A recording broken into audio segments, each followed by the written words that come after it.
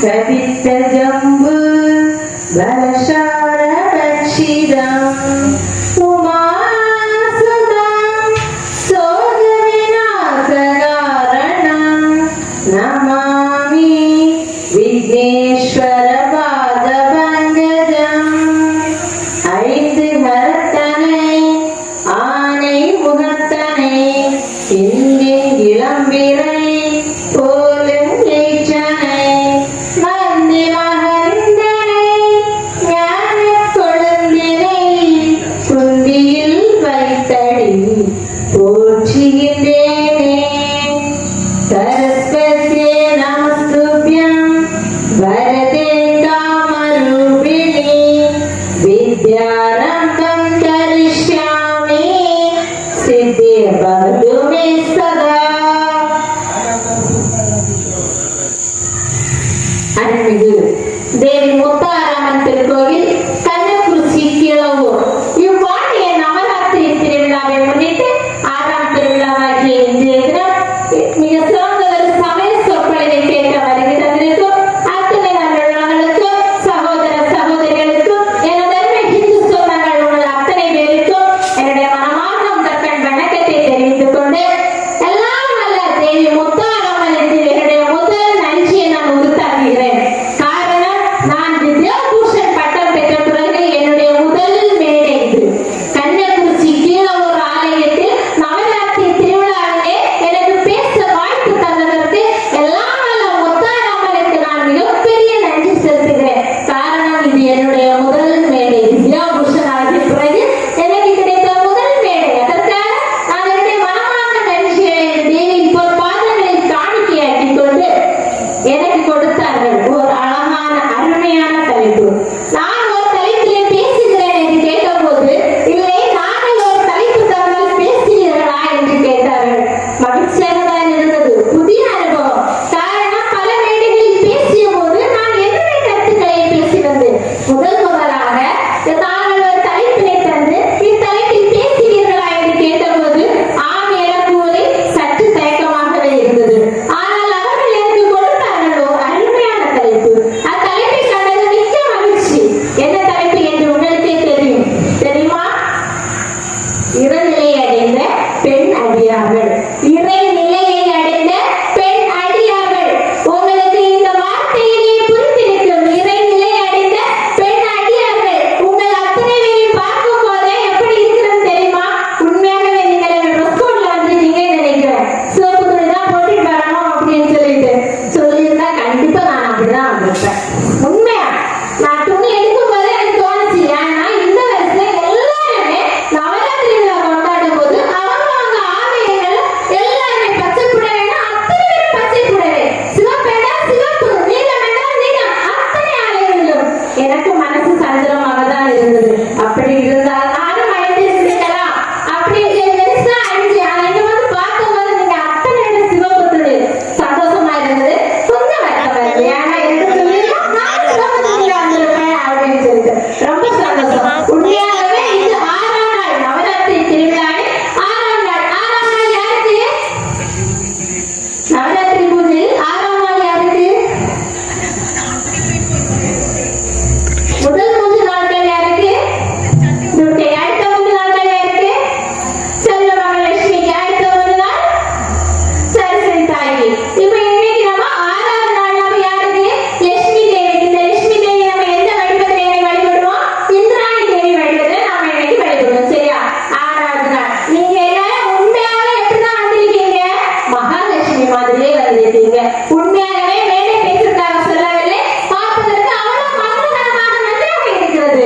அனைத்து ஆலயங்களிலும் ஃபாலோ பண்ணணும். உண்மையாவே நன்றாக இருக்கிறது. சரி, நாம இந்த தலைப்புல போயிடலாம். இறைநிலையை அடைந்த பெண் அடியார்கள். உங்களுக்கு யாரெல்லாம் தெரியும் இறைநிலையை அடைந்த பெண் அடியார்கள்? யாராவது தெரிஞ்சவங்க கொஞ்சம் பேர் சொல்லுங்க பாப்போம். காரைக்கால் அம்மையார் 2. அடுத்து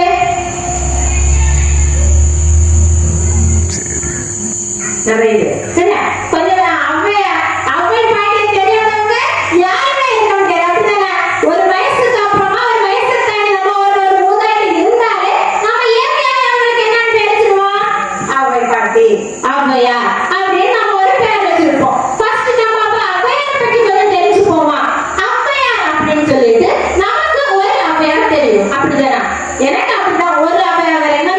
இருந்துச்சு.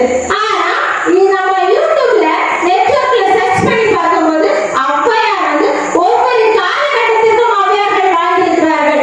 இந்த ஔவையார் அப்படின்ற வார்த்தைக்கு மூதாட்டி என்பதுதான் பொருள். அப்படி வருடங்கள் பல கடந்து வாழ்ந்த அத்தனை பேருக்குமே என்ன பெயர் வைத்திருக்கிறார்கள்?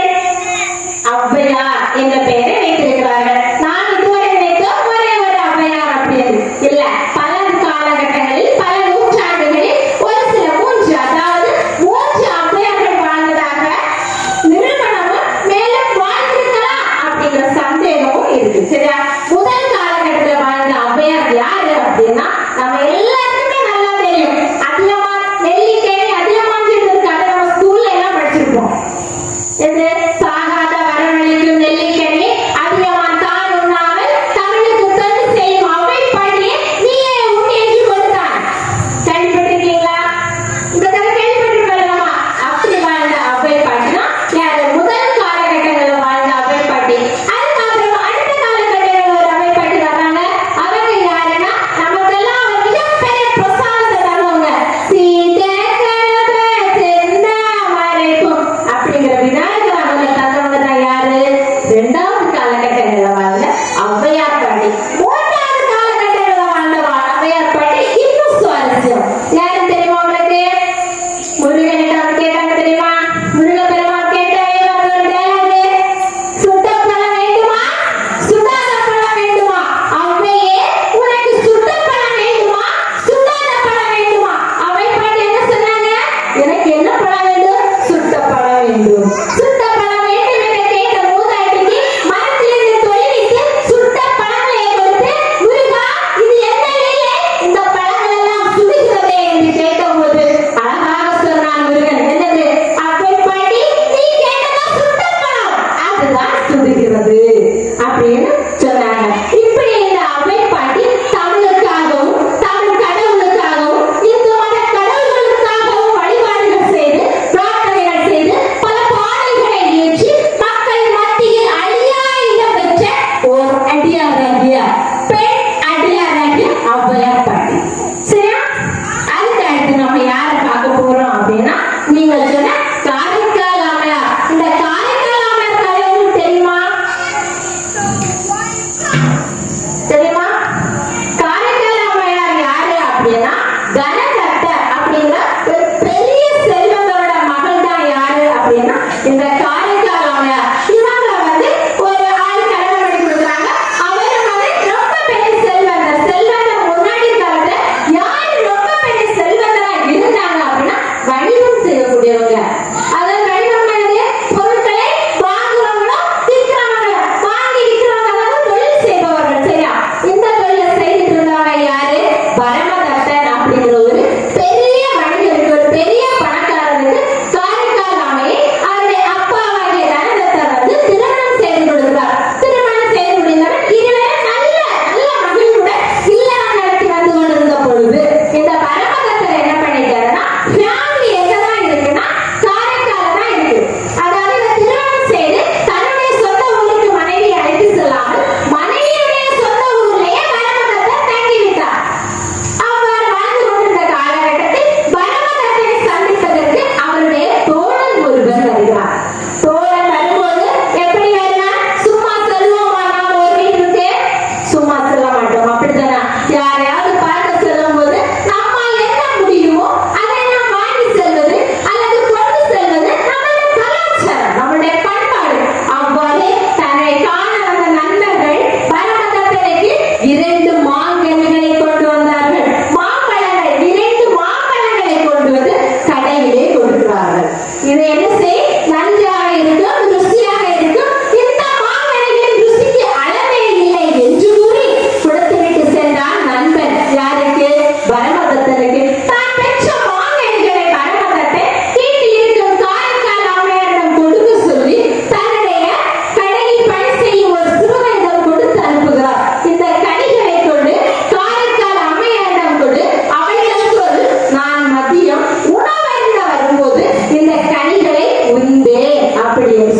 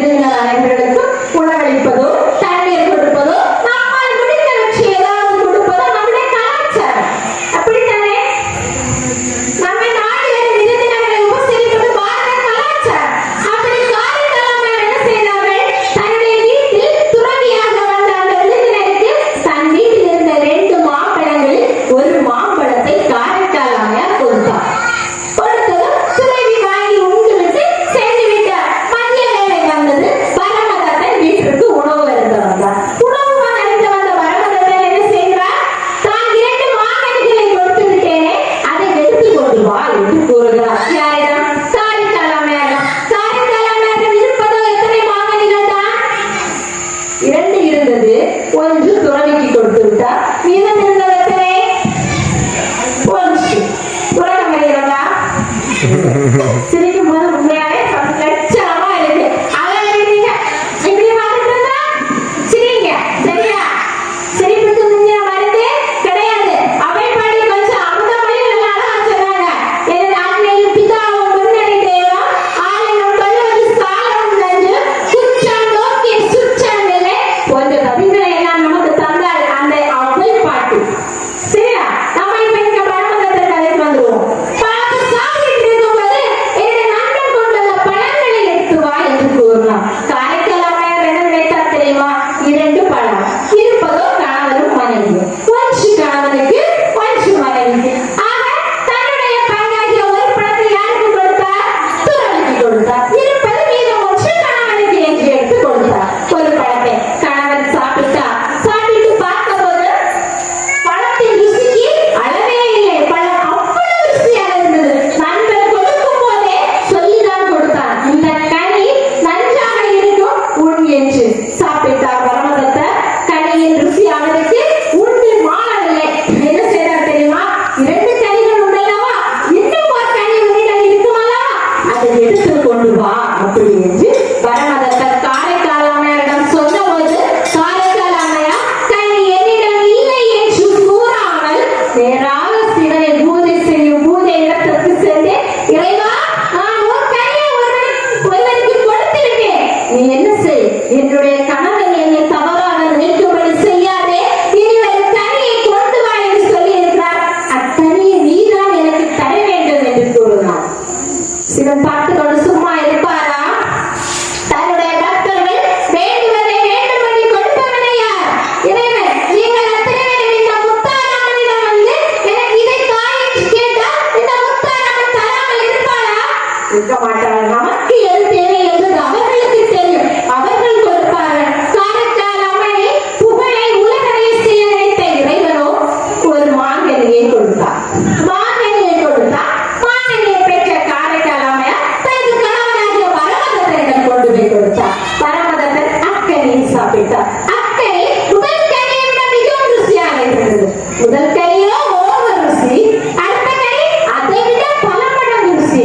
பரமதத்தர் சொல்கிறார், 2 கனிகளில் முதல் கனியை விட இந்த கனி ரொம்ப ருசியாக இருக்கிறதே, இது எங்கிருந்து வந்தது அப்படி என்று கேட்டபோது பொய் என்பது யார் என்று அறியாத காரைக்கால் அம்மையார் உண்மையை கூறுகிறார். இது என்ன யாது கனி? இறைவன் நான் கேட்டபோது எனக்கு தந்த கனி என்று கூறினார். பரமதத்தருக்கு தூக்கி வாரி போட்டது. இவளுடனா நான் இத்தனை வருடங்கள் குடும்பம் நடத்தி கொண்டிருக்கிறேன். இவள் யார்? சாதாரணமான பெண் அல்ல, ஒரு மிகப்பெரிய பெண் அடியார் என்பதை நினைத்து தன்னுடைய மாமன்னராகிய தனதத்தரிடம் கூறுவார், நான் வணிகம் செல்கிறேன், அதாவது வியாபாரத்துக்கு போகிறேன் என்று சொல்லி காரைக்கால் அம்மையாரை விட்டு செல்கிறேன் என்று சொல்லாமல் காரைக்கால் அம்மையாரை விட்டு சென்றான் பரமதத்தன். காரணம், காரைக்கால் அம்மையாரை பிடிக்காமல் அல்ல. காரைக்கால் அம்மையார் ஒரு ஞானி.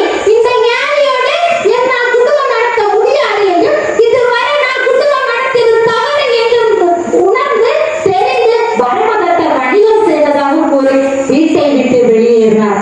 காரைக்கால் அம்மையாரும் காத்துக் கொண்டிருந்தார்.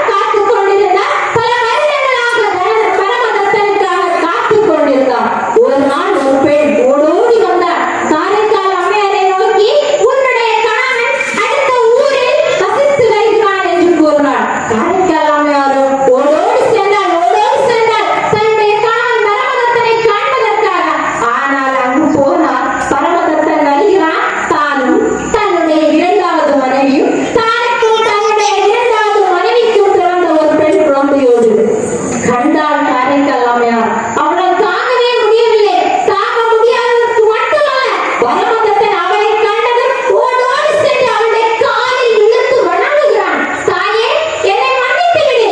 நீயா தெய்வப் பெண். உன்னுடன் என்னால் குடும்பம் நடத்த முடியாது. அதற்காகவே நான் உன்னை விட்டு வெளியேறினேன். என்னை மன்னித்து விடு என்று பரமதத்தன் காரைக்கால் அம்மையாரின் காலடிகளில் விழுந்து வணங்குகிறார்.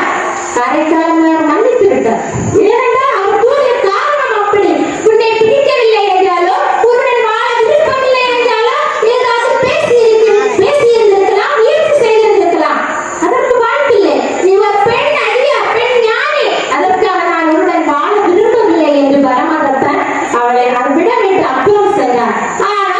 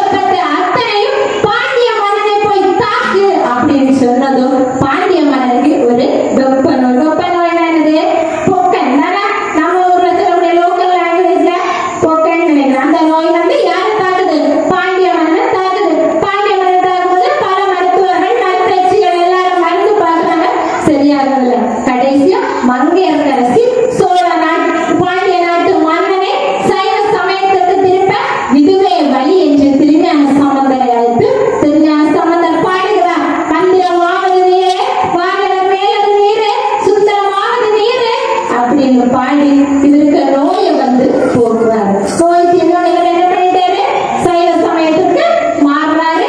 அந்த நாட்டு மக்கள் மொத்தம் பாண்டிய நாட்டு மன்னனுடைய அரசாட்சியின் கீழ் இருந்த அத்தனை மக்களும் சைவ சமயத்திற்கு மதம் மாறுறாங்க. சரியா? நம்ம அதனால இன்னைக்கு எப்பேற்பட்ட பொண்ணை கொடுத்தாலும் பொருளை கொடுத்தாலும் பெண்ணுக்காகவும் பொண்ணுக்காகவும் மண்ணிற்காகவும் நாம என்ன செய்யக்கூடாது, மதம் மாறக்கூடாது. மதம் மாறினவங்க தாய் மதம் திருப்புறதுக்கு நம்மளால எவ்வளவு முடியுமோ அந்த அளவுக்கு அவங்க எப்படி வாழ்ந்தவங்க, தன்னுடைய கணவனை கண்டு பயந்து தன்னுடைய மார்பகங்களிலே திருநீற்றை பூசி வாழ்ந்தாங்க. நம்மளால் வாழ முடியாதா? பாரத தேசம் நம்முடைய தேசம். நம் தேசத்தினுடைய மதம் என்னது? இந்து மதம். அப்படிப்பட்ட இந்து மதத்தை நாம் பின்பற்றணும். நம்முடைய அத்தனை சகோதரர் விஞ்ஞானத்திற்கு ஒப்பிட்டு சவால் கொடுக்கக்கூடிய அத்தனை விஞ்ஞானிகளை சர்ச் பண்ணக்கூடிய ஒரே புத்தகங்கள் நம்முடைய இந்து மதத்தோட புத்தகங்கள். அப்படிப்பட்ட இந்து மதத்தை நம்ம பிறந்தது நமக்கு கிடைச்ச பாக்கியம். அதை விட நமக்கு எதுவுமே தேவையில்லை.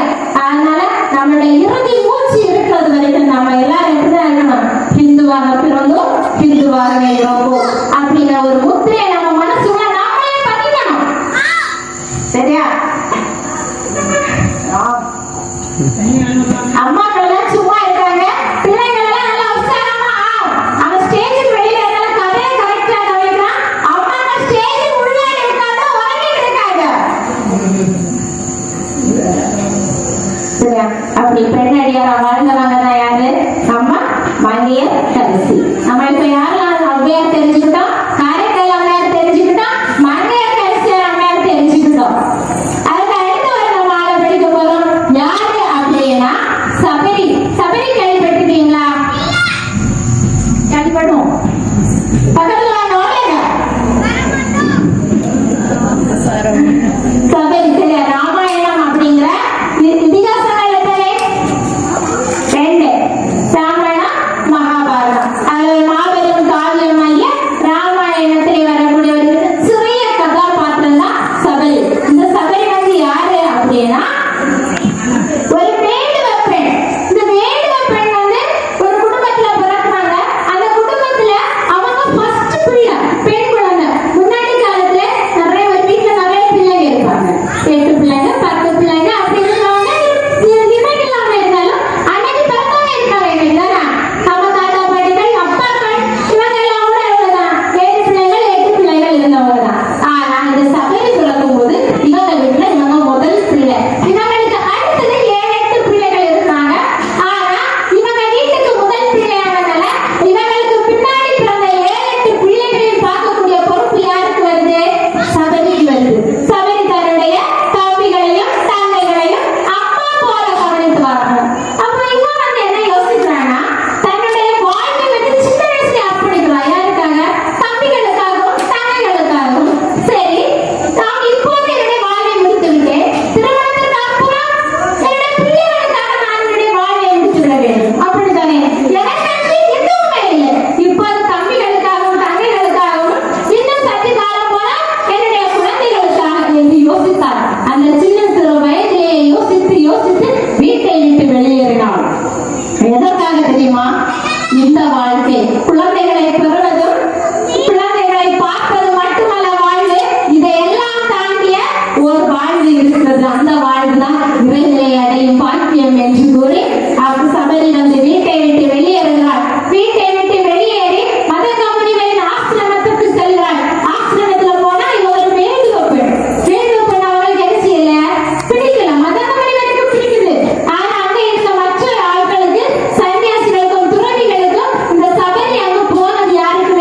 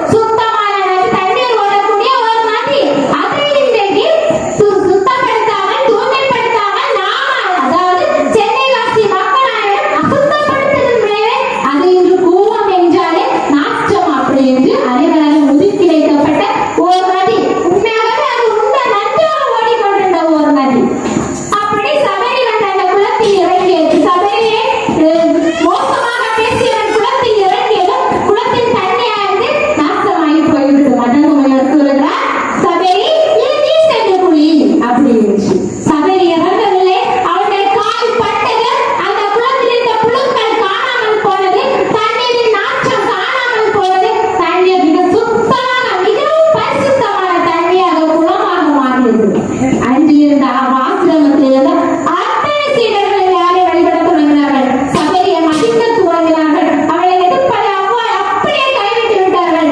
காரணம் என்னவென்றால் அந்த நதி அவ்வளவு அசுத்தமடைந்தது. இவரால் சுத்தமடைந்தது சபரியால். சபரியிடம் ஏதோ ஒன்று இருக்கிறது. இவர் ஒரு இறை அடியாத்தான் என்பதை ஆசிரம மனிதர்கள் கற்றுக்கொண்டார்கள், தெரிந்து கொண்டார்கள். மதகமணி வேறு ஆசிரம வாசிகள் சந்தோஷமாக வாழ்ந்து கொண்டிருக்கும் போது மதகமணி வேறுக்கு மரணம் என்பது இருந்தது. அவர் ஒரு ஞானி அல்லவா? அவர் இந்த சபையை அழைத்து ஒரு நாள் ஒரு காலம் ராமனும் லட்சுமணனும் இங்கே வருவார்கள். ராமனும் லட்சுமணனும் வரும்போது நீ அவர்களை நன்றாக கவனித்து வழி அனுப்பி வைக்க வேண்டும் என்று கூறி மதகமுனிவர் ஆண்டு போனார். சபரியானவள் ராமன் இன்று வருவார், நாளை வருவார், அப்போது வருவார், இப்போது வருவார் என்று காத்துக் கொண்டிருந்தார். தான் உண்ணவில்லை. ஒருவேளை உண்டு கொண்டிருக்கும் போது சாப்பாடு அரிந்து கொண்டிருக்கும் போது ராமன் வந்தால் என்ன செய்வது? அப்படி என்று சாப்பாட்டை துறந்தார். ஒருவேளை குளித்துக் கொண்டிருக்கும் போது ராமன் வந்தால் என்ன செய்வது? அப்படி என்று குளிப்பதை மறந்தார். ஒருவேளை உறங்கிக் கொண்டிருக்கும் போது ராமன் வந்தால் என்ன செய்வது? என்று உறங்குவதை நிறுத்திக் கொண்டார். உண்பதில்லை, குளிப்பதில்லை, உறங்குவதில்லை. இவை அனைத்தையும் திறந்து ராமனின் வரவுக்காக காத்துக் கொண்டிருந்தார். காத்துக் கொண்டிருந்தார். பல வருடங்கள் காத்துக் கொண்டிருந்தார். காத்துக் கொண்டிருந்தது ஏன் போகுமா? போகாது. ராமனும் லட்சுமணனும் காட்டுக்கு செல்வதற்காக அவ்வழியை வந்தார்கள். சபரியும் கண்டார், மகிழ்ந்தார். சபரியிடம் கொடுப்பதற்கு ஒன்றுமே இல்லை. ஆசிரம வாசிகளிடம் என்னதான் இருக்கு? நெஞ்சு நெஞ்சு போனால் பக்கத்தில் இருக்கக்கூடிய மரங்களில் இருக்கக்கூடிய சில பல கனிகள் மட்டும் இருக்கும். அன்று அவளிடம் இருந்ததோ இலந்தை பழங்கள். நாளைக்கு உண்போம் அல்லவா? அந்த இலந்தை பழங்கள் மட்டுமே இருந்தது. சபரி அந்த இலந்தை பழங்களை எடுத்து ஒன்றொன்றாக எடுத்து பார்த்தார். காரணம் என்னவென்றால் இது இருக்கிறதா, இல்ல புளிக்கிறதா, இல்லை காக்கிறதா என்பதற்காக. இருக்கும் பழங்களை மட்டுமே ராமனுக்கு கொடுத்தார். ராமன் அதை அன்போடு ஏற்றுக்கொண்டு சாப்பிட்டார். ஆனால் பக்கத்தில் இருந்த ராமனின் தம்பியாகிய லட்சுமணனுக்கு இது பிடிக்கல. ஏன்னா ராமன் அவ்வளவு பெரிய ஆளு. யார்? அயோத்தியா நாட்டினுடைய சக்கரவர்த்தி. இந்த சக்கரவர்த்தி சபரி சாப்பிட்டு பார்த்த எச்சில் பழங்களை உண்பதா அப்படி என்று அண்ணனை உற்று நோக்கினான். அண்ணன் கூறினான், தம்பி லட்சுமணா, நீ சபரியினுடைய எச்சில் பட்ட பழங்களை பார்க்காதே, தூய்மையான அவனுடைய மனத்தை பார் என்று லட்சுமணனுக்கு சொல்லி புரிய வைத்தார். லட்சுமணனும் மனம் மாறினார். அப்படி எச்சில் பழங்கள், சபரியனுடைய எச்சில் பழங்கள், பெற்றோர் பெண்ணாகிய ஒரு துறவியாகிய பெண் ரிஷியாகிய பெண் துறவியாகிய சபரியனுடைய எச்சில் பழங்களை சாப்பிட்டவர் தான் யார்?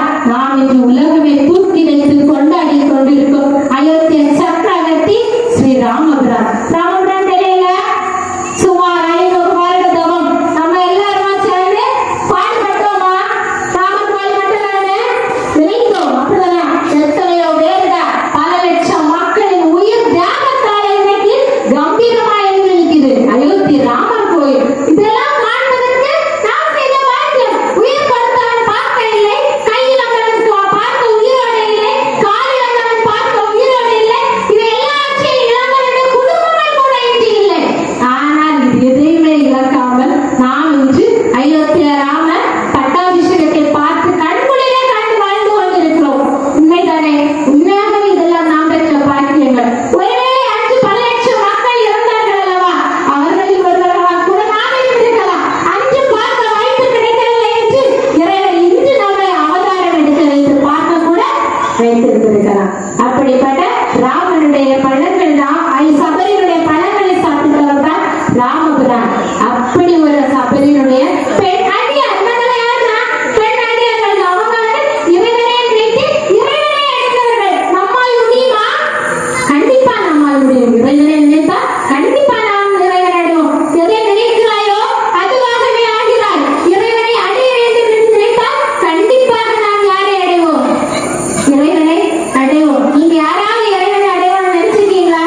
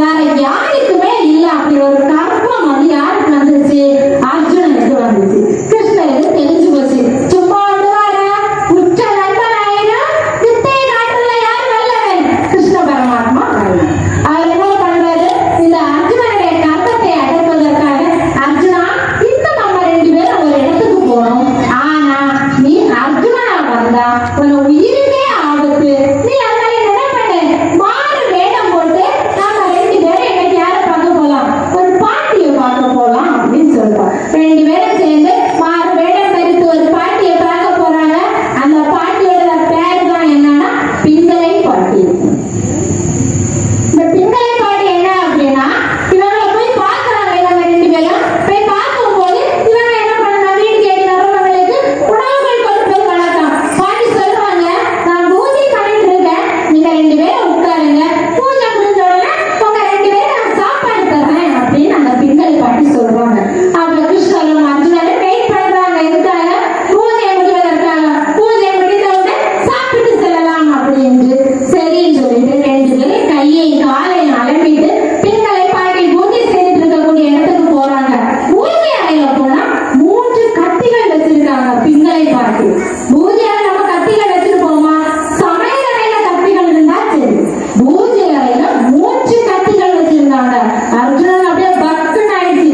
பார்த்தா வயசான பாட்டி மாதிரி இருக்காங்க, ஆனா பூஜை அறையில 3 கத்திகளா அப்படின்னு. கிருஷ்ண பரமாத்மா இவர் யாரு? சரியான கில்லாடி, பையன் வயசா கிடையாது. பாட்டி 3 கத்திகள் வச்சிருக்கீங்களே, எதுக்கு வச்சிருக்கீங்க அப்படின்னு சொல்லிட்டு. அப்ப அந்த பாட்டி சொல்றா, எனக்கு சாகிறதுக்கு முன்னாடி, நான் சாகிறதுக்கு முன்னாடி எனக்கு 3 பேரை கொல்ல வேண்டியது இருக்கு. அதனால அந்த 3 பேரையும் கொல்லது இந்த 3 கத்தியை வச்சிருங்க அப்படின்னு சொல்றாங்க. அப்ப யாருக்கு? அர்ஜுனனுக்கு பக்கு பக்கம் நெசக்குது கேட்கிறான். பையன் கேட்கிறான் கிருஷ்ண பரமாத்மா, பாட்டி ஃபர்ஸ்ட் கத்தி யாருக்கு அப்படின்னு சொல்லிட்டு. அப்ப பிங்கலை பாட்டி சொல்றாங்க, ஃபர்ஸ்ட் கத்தி நான் வந்து பயங்கரமான கிருஷ்ண பக்தன். என்னுடைய கிருஷ்ணனுக்கு இந்த அவலை கொடுத்தாங்க. அவலை யார் கொடுத்தா? அவலை குசேல. யார் கொடுத்தா? குசேல. இந்த குசேல நல்ல அவலை கொடுத்தாங்க எனக்கு கிருஷ்ணனுக்கு. மண்ணில கிடந்த ஐயமாத்த அவலை கொண்டு போய் எனக்கு கிருஷ்ணனுக்கு கொடுத்தான். என்ன கிருஷ்ணன் அந்த மண்டையெல்லாம் நீக்கிட்டு அந்த அவலை சாப்பிட எவ்வளவு கஷ்டப்பட்டிருக்கான். அதனால முதல் கட்டி அந்த குசேலனுக்கு அப்படின்னு சொல்லி கொஞ்சம் நிம்மதி. அர்ஜுனனுக்கு நம்ம பேரே இல்ல அப்படின்னு. அடுத்து செகண்ட் கிருஷ்ணன் கேட்டாரு, பாட்டி அப்ப இந்த 2வது கத்தி யாருக்கு? அவன பாட்டி சொல்லுவா, இந்த 2வது கத்தியா யாருக்கு? நீங்க கெஸ் பண்ணுங்க பாப்போம். 2வது கத்தி யாருக்கு? 2வது கத்தி யாருக்கு அப்படின்னா திரௌபதிக்கு. மகாபாரத கதாநாயகி திரௌபதிக்கு தான் 2வது கத்தி. ஏன் அப்படின்னா, இந்த திரௌபதி துச்சாதனன் சீலை சாப்பிடவே உரிஞ்சா இவன் என்ன செஞ்சிருக்கான்? யாரையாவது கூப்பிட்டுருக்கான். இவன் எதுக்கு என்னுடைய கிருஷ்ணனை கூப்பிட்டு வச்சு கொஞ்சமா இழுத்தான் துச்சாதனன். அந்த அறை முழுவதும் நிறைய புடவை இழுத்து இவன் கிருஷ்ணனை கதின்னு கூப்பிட்டதால இந்த கிருஷ்ணன் அவளுக்கு புடவைய கொடுத்து எனக்கு கிருஷ்ணன் எப்படி கைவலிக்கும். அதனால 2வது கத்தி யாருக்கு? இந்த திரௌபதி அப்படின்னு சொல்லிட்டு அர்ஜுனன் பாதி பக்கு ஆயாச்சு. புடவை கொடுத்து ஒரு குற்றமா? கிருஷ்ணா காப்பாத்து அப்படின்னு வசனத்தை சொன்னது ஒரு குற்றமா அப்படின்னு சொல்லிட்டு சரி. அடுத்து கிருஷ்ண பரமாத்மா பையன் கேட்கிறான், சரி பாட்டி அப்ப அந்த 3வது கத்தி கொஞ்சம் பெருசா இருக்குது, அது எனக்கு அப்படின்னு அவன் சொன்னா பாருங்க அர்ஜுனனுக்கு அப்படின்னு சொல்லிட்டு. அர்ஜுனன் அப்படியே ரொம்ப ஷாக் ஆகி போச்சு. கிருஷ்ணன் அர்ஜுனன் நல்லா இருந்தானே, அர்ஜுனன் கிருஷ்ணன் எப்போதுமே ஒண்ணு சேர்ந்தே தெரிவாங்க. ஆனா நண்பர்கள் வேற, நீ யாப்பாடி அர்ஜுனனை கொல்லணும்னு நினைக்கிற அப்படின்னு. அப்ப சொல்றா, கிருஷ்ண பரமாத்மா என்னுடைய கிருஷ்ண பரமாத்மா எவ்வளவு பெரிய ஆளு. இந்த அண்ட சராசரங்களையும் உலகம் மொத்தத்தையும் தாக்கக்கூடியவன் யாரு? இந்த கிருஷ்ண பரமாத்மா. அப்பேற்பட்ட கிருஷ்ண பரமாத்மாவை இந்த அர்ஜுனன் என்ன பண்ணிட்டான்? தேரோட்ட வச்சுட்டான். அந்த உலகம் மொத்தத்தையும் தாக்கக்கூடிய கண்ண பரமாத்மாவை ஆஃப்டர் இந்த அர்ஜுனன் பையன் தேரோட்ட வச்சுட்டான். தேரோட்ட வச்சது கூட எனக்கு அர்த்தம் இல்ல. எவ்வளவு நாள் அந்த கிருஷ்ண பரமாத்மா கையெல்லாம் எப்படி அந்த கையெல்லாம் பிடிச்சு கையெல்லாம் காய்ச்சி போயிருக்கும். அதனால இந்த அர்ஜுனனுக்கு 3வது கத்தி. ஃபர்ஸ்ட் கத்தி யாருக்கு? குசேலனுக்கு. 2வது கத்தி யாருக்கு? திரௌபதிக்கு. 3வது கத்தி யாருக்கு? அர்ஜுனனுக்கு. அப்படி 3 கத்தியும் 3 பேருக்கு சொன்னான். யாரு? பிங்கலை பாட்டி. அர்ஜுனனின் கர்வம் அப்படியே அடங்கி போனது. காரணம் என்ன? நான் பெரிய பக்தன் நினைச்சிட்டு இருந்தேன். ஆனா இந்த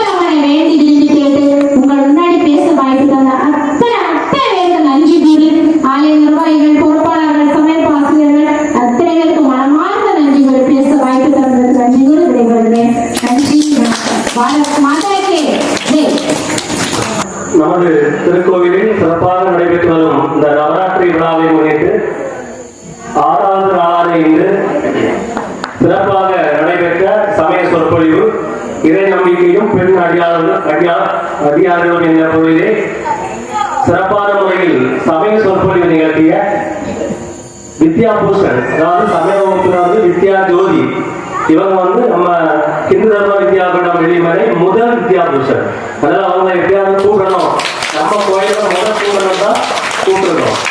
முதல் வித்யா பூஷன் இவங்க நம்ம குமரி மாவட்டத்தில் ஆகிறாங்க. அவங்க வித்யா பூஷன் திருமதி ஆர் லலிதா சிவன்ராஜ் அவர்கள் உதயமாக்காண்டம் அவர்களுக்கு ஊர் பொதுமக்கள் சார்பாகவும் ஊர் நிர்வாகத்தின் சார்பாகவும் நன்றியை தெரிவித்து இந்த சொல்லாடை போட்டு கௌரவிக்கிறோம்.